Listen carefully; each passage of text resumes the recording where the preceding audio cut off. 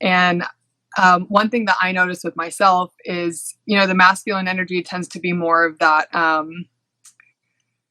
has more like of the direction and control, and it's more like outward and kind of managing things. And then, the feminine energy is more like inward and going with the flow.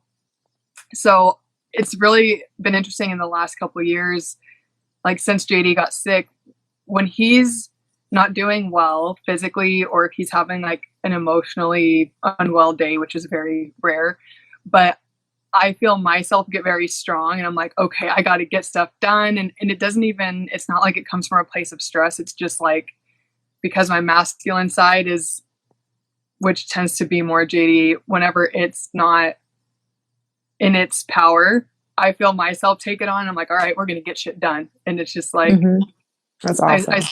So I pick it up. And so I was journaling about that earlier today.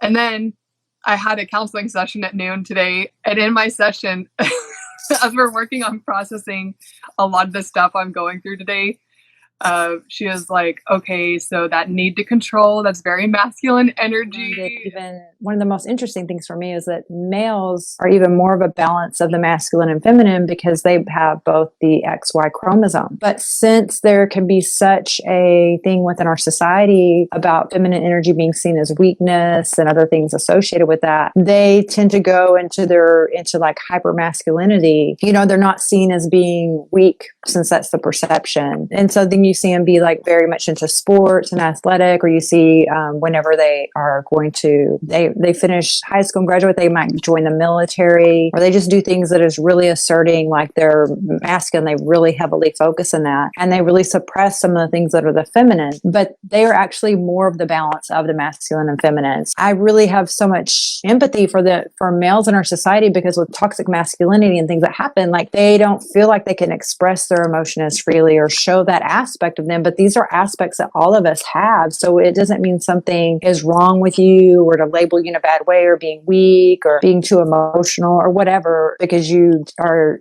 having emotions, or you're sharing your feminine energy, right? And so that was really interesting, like an interesting awareness for me when I first started. I was like, oh, that makes sense. And I could see, you can notice as you think about this, like different people in your life, that you can tell that they seem to be more in their masculine and they seem to be more in their feminine. Now, when I began studying Tantra, I've been a nurse for decades now, but also during that period of my life, I was a pro-dominatrix as well. I was very much like very stern. I gave my clients 0 happy endings. Okay. I was very much, very strict. And I was like very much in my masculine energy, but that was me staying in my masculine made me feel a sense of control as well, and safety. So I was like, you're not going to mess with me. You can't pull one fast one on me. And even when I would be in relationships or, hooking up or whatever, I would be like the man, where the guys I would be with would be like, oh, aren't you going to call me back? Or I would be like, oh, I would kind of, what they say, like flip the script on them. Right. So I was like, but that was just me being guarded, me being more my masculine energy a little bit. And also armoring that we can all do, where I was closing off my heart chakra.